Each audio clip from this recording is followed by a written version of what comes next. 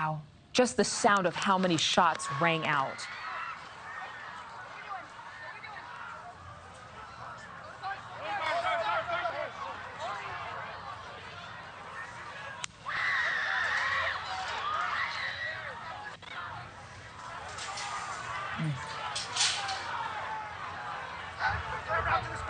Move his hair. Hold. When you're ready. On you. Ready. Move. Up. Move. Go. Up. Hawkeye's here.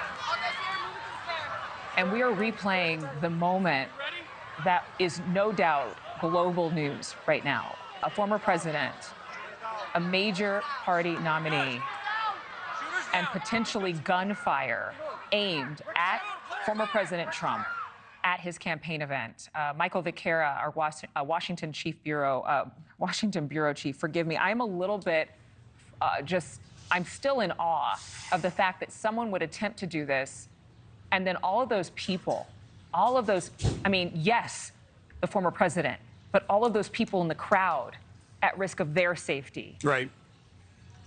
And it's a concern that I think in the minutes that follow, Adrian, and the hours that follow this, again, horrifying incident, these horrifying images, really disturbing, I think, no matter where you stand on the American political spectrum.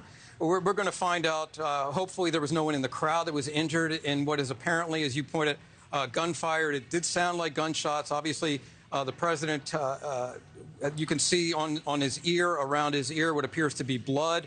He defiantly raising his fist, rallying his supporters as he is whisked away and put into that secure vehicle. You know, we can go back to 1981, shortly after Ronald Reagan was inaugurating at the Washington Hilton. He was shot by John Hinkley, rushed to the hospital. Heroic actions, incidentally, then by the Secret Service, thinking fast. And it's always amazing to see the Secret Service work under these conditions, even when it turns out to be nothing, even if there's a threat or a strange sound or someone acting in a disturbed way in the audience. We've seen this before.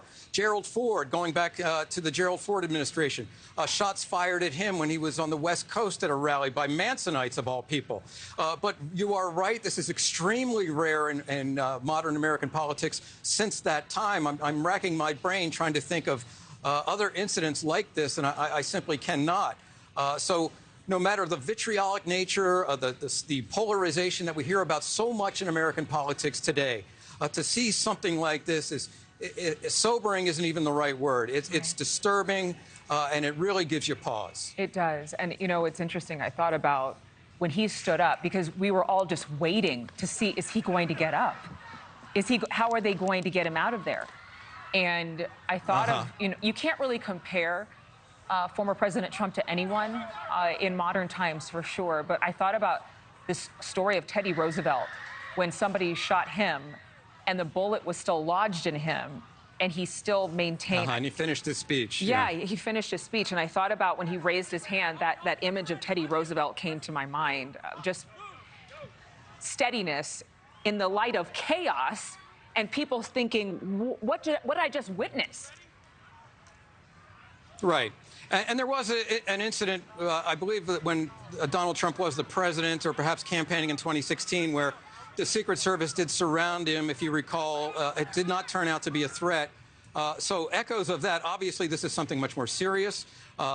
This is something that, even though we are, again, told by the Secret Service that he is safe, by his campaign spokesman that he is fine, no word on when or is this going to affect his schedule here in Milwaukee for the Republican National Convention that, again, is intended really to be a celebration of Donald Trump.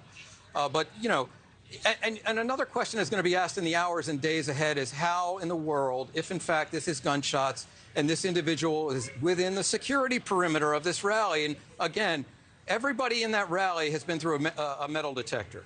This is the former president of the United States. The Secret Service puts people through metal detectors when they go to large events like this, and have been, regardless if he's a current president or a former president, he has Secret Service protection, as most people are aware. So a question is going to come up: how in the world did an individual, if an individual got inside that security perimeter with a firearm, how was that missed? So a lot of answers here, but the bottom line at this moment, at this minute, at this hour, is that we do know from statements from the Secret Service that he is safe, from his spokesman that he is fine. Thanks for watching. Go to joinnn.com to find NewsNation on your screen. And don't forget to click the red subscribe button below to get more of NewsNation's fact-driven, unbiased coverage.